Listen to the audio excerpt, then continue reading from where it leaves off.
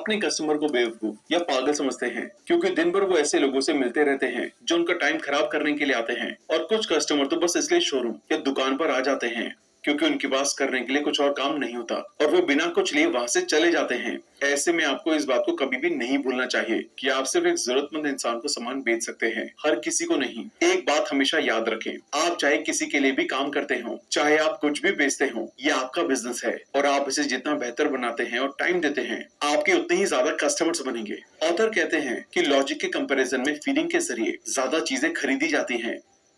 समझो कि हर इंसान जिससे आप मिलते हैं उसकी नेक पर एक साइन है जिसमें लिखा है मुझको इम्पोर्टेंट फील कराओ। अगर आप ऐसा करते हैं तो आप सेल्स में ही नहीं लाइफ में भी सक्सेस को अचीव कर पाएंगे। हेलो दोस्तों, आज हम बात करने वाले हैं book how to sell anything to anybody के बारे में, जिसे famous marketing and sales expert Joe Girard ने लिखा है। ये नॉलेजेबल बुक समरी सेल्स में जॉय जेरार्ड के एक सक्सेसफुल करियर से वैल्यूएबल लेसन्स के बारे में सिखाती है, जहां वो कस्टमर के साथ मजबूत रिलेशन बनाने और हमेशा उनकी सेटिस्फैक्शन के लिए एफर्ट करने में विश्वास करते थे। और ऐसा करके आप इसमें जानेंगे कि कैसे अपनी सेल्स को बढ़ाया जाए। एक बार एक कस्टमर ऑथर के पास कार खरीदने के लिए आया और वो किसी फ्यूनरल यानी कि अंतिम संस्कार करने वाली कंपनी का ऑर्गेनाइजर था। तो ऑथर ने उससे पूछा कि किसी भी इंसान के अंतिम संस्कार में कितने लोग आते हैं, तो उसने जवाब दिया एवरेज 250 लोग आते हैं। एक बार ऑथर अपनी वाइफ के साथ अपने रिलेटिव की शादी में गए थे। वहां पर रिसेप्शन पर उनकी मुलाकात एक इंसान से हुई जो केटरिंग का मैनेजर था और ऑथर ने उससे पूछा कि शादी में कितने लोग आते हैं, तो उसने कहा कि एक आम इंसान की शादी में लगभग 500 लोग आते हैं। मतलब हर शादी में लड़कों वालों की तरफ से लगभग 250 लोग और लड़की वालों की तरफ से भी इतने ही लोग आते हैं।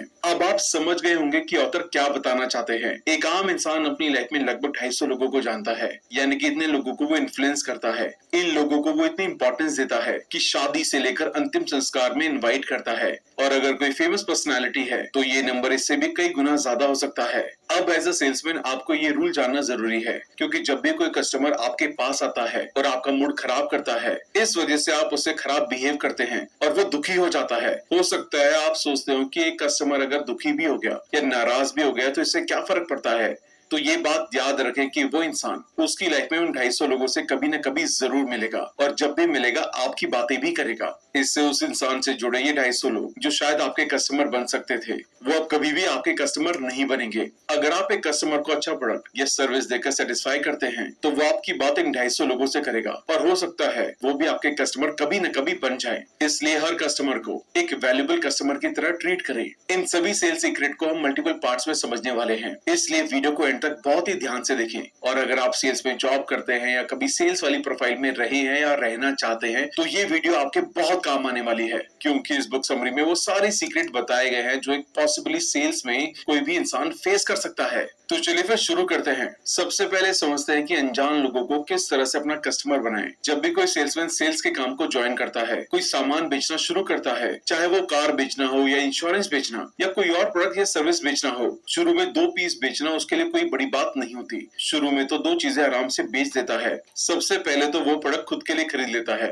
और 2-3 प्रोडक्ट अपने रिलेटिव या दोस्तों को बेच देता है। असल में सही सेल्समैन की पहचान तब होती है जब वो 3 प्रोडक्ट से ज्यादा बेच देता है। 3 प्रोडक्ट बेचने के बाद वो प्रोडक्ट बेच पा रहा है या नहीं, इसके ऊपर ही सही सेल्समैन की पहचान होती है। जो लोग आपको हेल्प करने के लिए आपसे सामान खरीदते हैं, जब वो लोग खत्म हो जाते हैं, उनकी लिस्ट खत्म हो जाती है, तो उसके बाद आप क्या करते हैं? फिर आपको अनजान लोगों के पास जाना होता है। इस टाइम एक अनजान इंसान को आप अपना कस्टमर कैसे बनाते हैं, ये एक बहुत इंपॉर्टेंट सवाल है और इसी सवाल के जवाब की तरफ हम आगे बढ़ेंगे। दोस्तों, अगर आपको लगता है कि आपके जान पहचान के लोग खत्म हो गए हैं, तो सबसे पहली चीज तो उन प्रोस्पेक्ट की लिस्ट बनाएं जिन्हें प्रोडक्ट बेच सकते हैं। इसमें वो लोग हो सकते हैं जिनसे आप मिलते रहते हैं, जैसे वो लोग जिन्हें आप बिल की पेमेंट करते हैं, जैसे ग्रोसरी वाला, जिस इंसान से आप पेट्रोल भरवाते हैं, या फिर वो इंसान जिससे आप कपड़े खरीदते हैं। यानी कि ऐसे लोगों की एक लिस्ट बनाएं जो आपको कुछ न कुछ बेचते हैं, तो इनसे कांटेक्ट करके अपना सामान ऑफर कर सकते हैं। इसके बाद अगला सवाल है फोन पर कैसे बेचें। बहुत बार कोई सेल्समैन कोई कंपनी ज्वाइन करता है तो उनको ऐसे प्रोस्पेक्ट की लिस्ट थमा दी जाती है जिसमें से लगभग किसी भी इंसान को आप जानते तक नहीं हैं।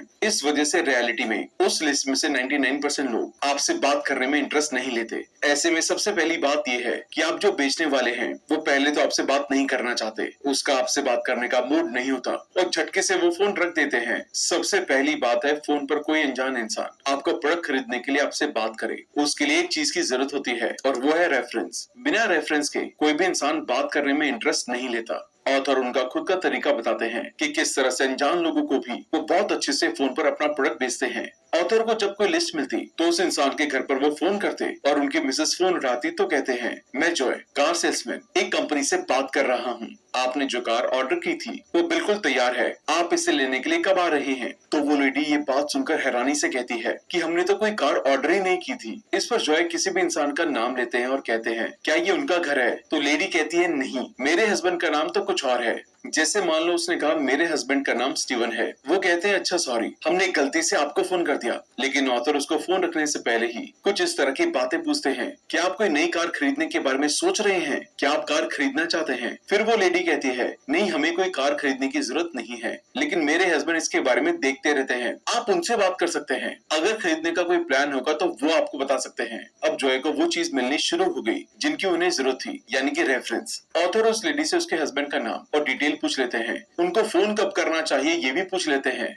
और उसके बाद उनके हस्बैंड को फोन लगाते हैं और कहते हैं कि आपकी वाइफ से मेरी बात हुई है, मैं कार सेल्समैन बात कर रहा हूँ, क्या आप कोई नई कार खरीदने के बारे में सोच रहे हैं? अब क्योंकि उस इंसान से बात की शुरुआत में रेफरेंस में उनकी वाइफ का नाम लिया गया था, इसलिए वो ऑथर से बात करता है और कहता है कि अभी तो मेरा कार खरीदने का कोई प्लान नहीं है। तो ऑथर उससे पूछते हैं, अच्छा तो आप कब की प्लानिंग कर रहे हैं? मान लो वो कहता है कि 6 महीने बाद। ये सारी डिटेल और उसके बारे में जो भी इंफॉर्मेशन मिलती है ऑथर उसे एक फाइल में डिटेल में लिख लेते हैं और 6 महीने बाद उसे दोबारा से फोन करते हैं और एक इंटरेस्टेड कस्टमर बना लेते हैं। इस तरह आप भी फोन पर बात करके एक अनजान इंसान को अपना कस्टमर बना सकते हैं। लेकिन जॉय कहते हैं, आपको कस्टमर को फंसाना नहीं है, किसी तरह से चीट नहीं करना है, बस इस तरह सही तरीके से आपका प्रोडक्ट और आप लोगों तक पहुंचने चाहिए ताकि और भी लोग आप तक पहुंच सके। अनजान लोगों को कस्टमर बनाने का अगला तरीका है लेटर भेजना, या आज के टेक्नोलॉजी एरा में बात करें तो ईमेल करना। बहुत सारे सेल्समैन कस्टमर को लेटर या मेल तो भेजते हैं, लेकिन उसमें पूरा ऐड होता है, उनके काम के बारे में प्रोसेस होते हैं और टेम्पलेट्स होते हैं। इस तरह के लेटर जब किसी को मिलते हैं तो ज्यादातर टाइम वो उसे पढ़ते भी नहीं है, बल्कि डस्टबिन में फेंक देते हैं या डिलीट कर देते हैं। इसलिए जितना हो सके पहली बात तो आपको कस्टमर को मेल भेजना चाहिए।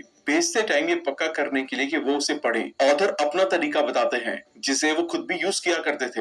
वो कहते हैं कि अपनी मेल के जरिए प्रोस्पेक्ट को कुछ खरीदने के लिए फोर्स ना करें, बल्कि अपनी हर अलग अलग ईमेल में उनको किसी प्रॉब्लम के बारे में या उसके सॉल्यूशन पर बात करें। टाइम टाइम पर फेस्टिवल्स और उनकी लाइफ के स्पेशल डेज जैसे बर्थडे पर सेलिब्रेशन मैसेज भेज दें। ऑथर इस तरह से हर कस्टमर को साल में 12 बार ईमेल करते हैं, हर महीने के किसी एक स्पेशल दिन पर मेल कर देते हैं। इसमें कोई एडवर्टाइजमेंट नहीं करते, बस उस दिन को विश करने वाली बातें उसमें लिख देते हैं। इस टेक्निक से महीने में एक बार, मतलब एक साल में 12 बार उस कस्टमर के पास जॉय का मेल जाता है और हर महीने में हर एक बार जॉय का जिक्र वहाँ पर होता होगा। इस तरह से उन लोगों को पूरी तरह से पता चल जाता कि जॉय जेरार्ड कौन है और वो क्या काम करते हैं। अगला तरीका है विजिटिंग कार्ड का। ये नए लोगों तक पहुंचने के लिए और उनको अपना कस्टमर बनाने के लिए जो जॉय कहते हैं, आपको अपना विजिटिंग कार्ड हमेशा अपने पास रखना है और जो भी आपसे मिलने आता है उसके हाथ में अपना कार्ड थमा दे। ऐसे तरीके ढूंढे जिनसे ज्यादा से ज्यादा लोगों तक आपका विजिटिंग कार्ड पहुंचे, ताकि लोगों को ये बात समझ में आ जाए कि आप कौन हैं और क्या बेचते हैं। ऑथर अपना एक्सपीरियंस बताते हैं, वो जब भी कोई फुटबॉल मैच देखने के लिए जाते और जब कोई गोल होता तो लोग खुशी से उठते और तालियां बजाते हुए झूमते हैं। उसी वक्त ऑथर एक मुट्ठी भर के अपने विजिटिंग कार्ड को उस भीड़ में उछाल देते और इस तरह से उस खुशी के मौके पर उनके कार्ड भी उस भीड़ में छा जाते और वो ज्यादा से ज्यादा लोगों तक पहुंचने में कामयाब हो जाते थे। अब हमें ये समझना होगा कि कस्टमर को विनर कैसे बनाया जाए। ध्यान रखें, आप सिर्फ किसी नीडी इंसान को ही कुछ बेच सकते हैं, हर किसी को नहीं। बहुत से सेल्समैन अपने कस्टमर को बेवकूफ या पागल समझते हैं, क्योंकि दिन भर वो ऐसे लोगों से मिलते रहते हैं जो उनका टाइम खराब करने के लिए आते हैं, और कुछ कस्टमर तो बस इसलिए शोरूम या दुकान पर आ जाते हैं क्योंकि उनके पास करने के लिए कुछ और काम नहीं होता और वो बिना कुछ लिए वहां से चले जाते हैं। इसलिए बहुत से सेल्समैन अपने कस्टमर को पागल या फिर बेवकूफ समझते हैं, लेकिन अपने कस्टमर के बारे में ऐसा सोचना सही बात नहीं है, क्योंकि कस्टमर भी हमारे जैसे ही होते हैं। ऑथर कहते हैं कि कार खरीदने वाले मैक्सिमम लोग मिडिल क्लास फैमिली से होते हैं, जिन्होंने कड़ी मेहनत करके पैसे कमाए होते हैं। याद रखने वाली बात यह है कि जब कोई कस्टमर टीवी, फ्रिज या फिर कार लेने के लिए आपके शोरूम में आता है तो वो थोड़ा सा घबराया हुआ होता है, क्योंकि लोग सेल्समैन को एक ऐसे इंसान की तरह देखते हैं जो अपने कस्टमर से ज्यादा पैसे ऐंठने की कोशिश करता रहता है।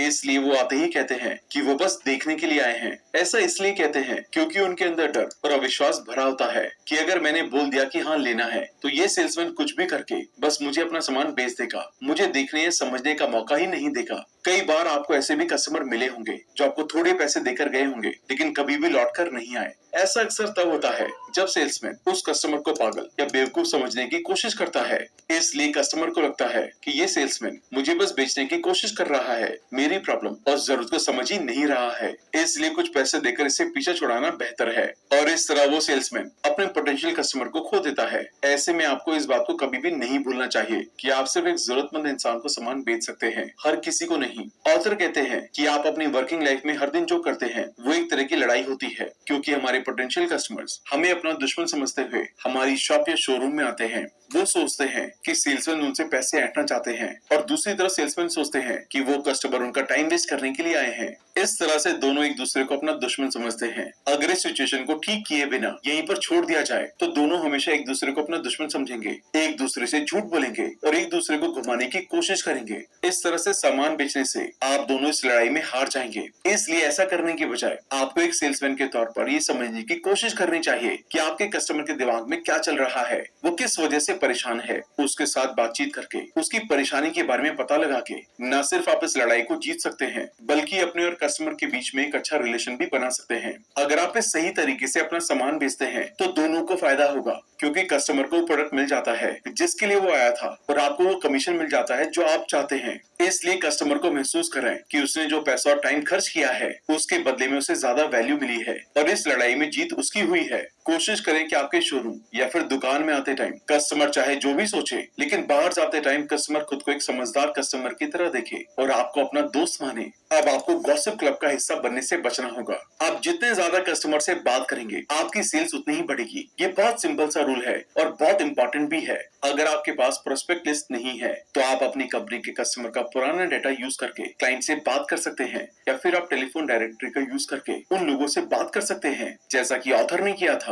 जब उन्होंने पहली बार कार बेचना शुरू किया तो कस्टमर के आने का इंतजार करने की बजाय खुद कस्टमर को अपने पास बुलाने के तरीके ढूंढे, जिससे कस्टमर उनके नाम से उन्हें ढूंढते हुए आते थे। इसकी शुरुआत उन्होंने टेलीफोन डायरेक्टरी में रजिस्टर्ड नंबर से की, क्योंकि उनके पास कोई प्रोस्पेक्ट लिस्ट नहीं थी और न ही कस्टमर का कोई डाटा अवेलेबल था। तो उन्होंने टेलीफोन डायरेक्टरी को ही अपनी प्रोस्पेक्ट लिस्ट बना लिया और वहीं से शुरुआत की। ज्यादा कस्टमर को अट्रैक्ट करने के लिए किसी गॉसिप क्लब का हिस्सा ना बने। गॉसिप क्लब यानी कि कंपनी या टीम के वो लोग जो अपने काम को पूरा करने पर ध्यान देने की बजाय फिजूल की बातों में लगे रहते हैं, उनके क्लब का हिस्सा ना बने। हर एक कंपनी में कुछ लोगों का एक ग्रुप होता है जहाँ पर सभी सेल्समैन मिलकर बातचीत करने में अपना कीमती टाइम खराब करते हैं, लेकिन आपको ऐसा नहीं करना है क्योंकि आपको ज्यादा सेल्स करनी है। एक बात हमेशा याद रखें, आप चाहे किसी के लिए भी काम करते हो, चाहे आप कुछ भी बेचते हो, ये आपका बिजनेस है और आप इसे जितना बेहतर बनाते हैं और टाइम देते हैं आपके उतने ही ज्यादा कस्टमर्स बनेंगे। लेकिन जितना ज्यादा टाइम आप गॉसिप करने में गुजारते हैं उतने टाइम की कीमत आपको पैसों में चुकानी पड़ती है। सच्चाई ये है कि आप दोस्तों के साथ टाइम गुजार कर या फिर हंसी मजाक करके पैसे नहीं बना सकते। इसलिए आज ही गॉसिप क्लब से धीरे धीरे बाहर निकलने का डिसीजन ले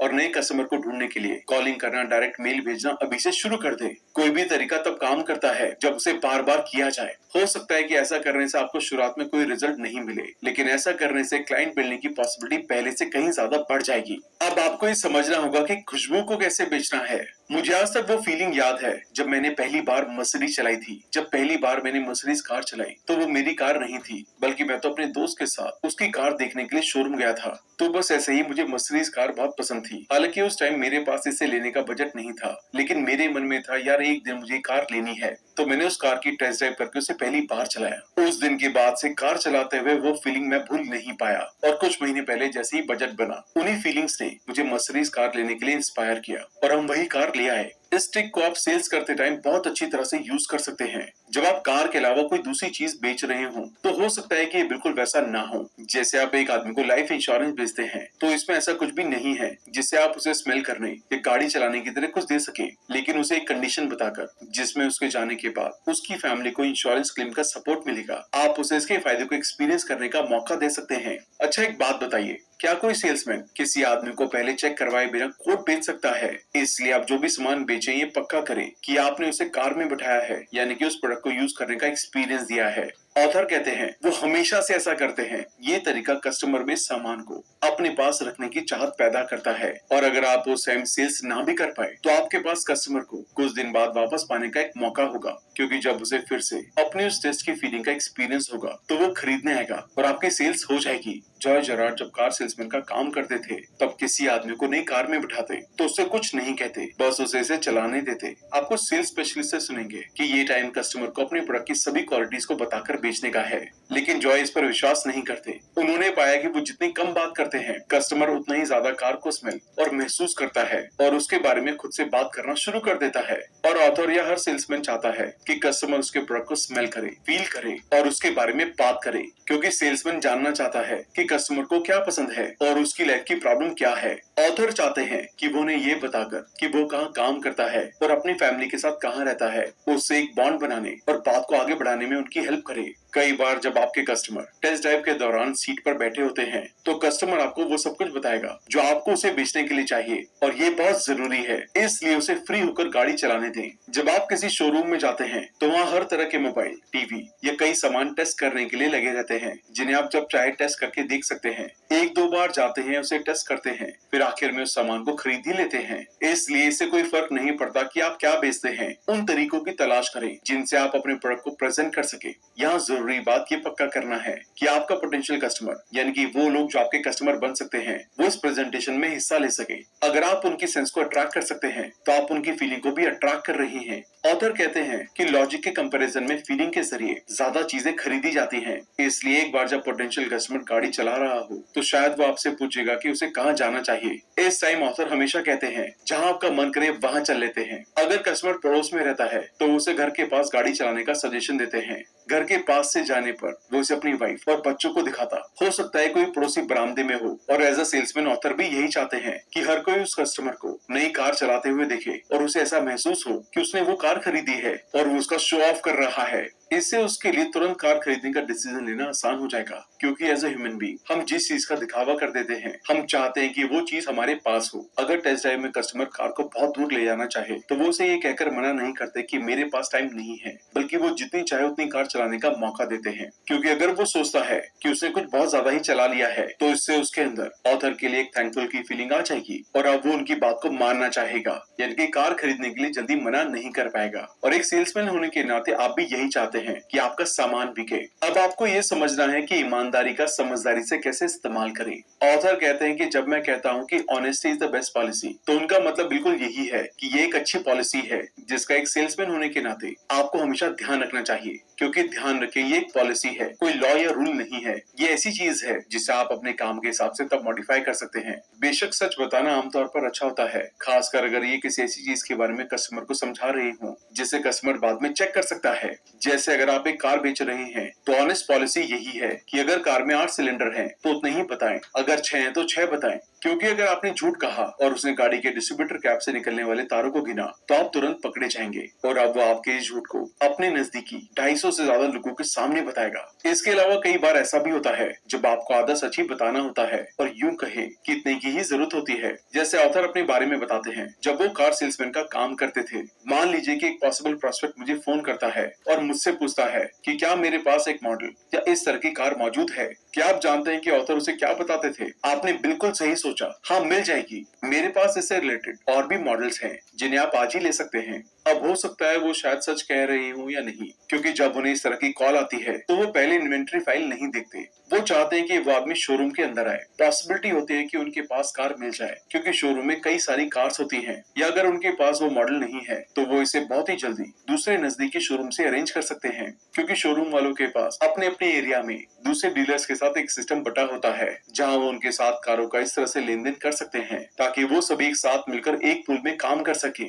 इस तरह की सिचुएशन में आपको इतना ही सच कहने की जरूरत होती है ताकि बस कस्टमर आ जाए। थैंक यू दोस्तों। तो ये थी how to sell anything to anybody book की समरी। आइए इसके इंपॉर्टेंट लेसन्स को वापस से रिवाइज कर लेते हैं ताकि आपको उनको इम्प्लीमेंट करना आसान हो जाए। हर कस्टमर कम से कम 250 लोगों को इन्फ्लुएंस करता है, इसलिए हर कस्टमर को इस तरह से ट्रीट करें ताकि वो आपके बारे में उन 250 लोगों से पॉजिटिव बात करे। अनजान लोगों को कस्टमर बनाने के लिए उनको कॉल करे, मेल भेजे या ऑफलाइन अपने बिजनेस कार्ड लोगों को दे ताकि वो आपके बारे में जान सके कि आप क्या काम काम करते हैं और जरूरत पड़ने पर आपसे खरीदने आ सके।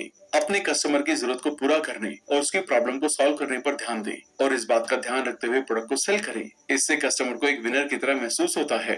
गॉसिप क्लब का हिस्सा बनने से बचें और ज्यादा से ज्यादा पोटेंशियल लोगों तक पहुंचने पर ध्यान दें। कस्टमर को टेस्ट करने का मौका देकर अपने प्रोडक्ट की खुशबू बेचें। इससे सेल्स होने के चांसेस बढ़ जाएंगे। थैंक यू दोस्तों। अगर आप बुक समरी के इस पार्ट तक पहुंच चुके हैं तो इसका मतलब ये है कि आप भी हमारी तरह किताबों से बहुत प्यार करते हैं। अगर आप ये चाहते हैं कि हम सेल्स पर और भी किताबों की समरी बनाएं तो आप उस किताब का नाम हमें कमेंट बॉक्स में लिखकर जरूर बताएं ताकि हम जल्द से जल्द उस बुक समरी को बनाकर आपको दे सके। और अगर आप किसी ऐसे इंसान को जानते हैं जो सेल्स में काम करता है या आपकी कोई सेल्स की टीम है तो पूरी टीम के साथ ये वीडियो शेयर करना ना भूलें। जल्दी मिलते हैं और भी बेहतरीन वीडियो के साथ। Thank you so much.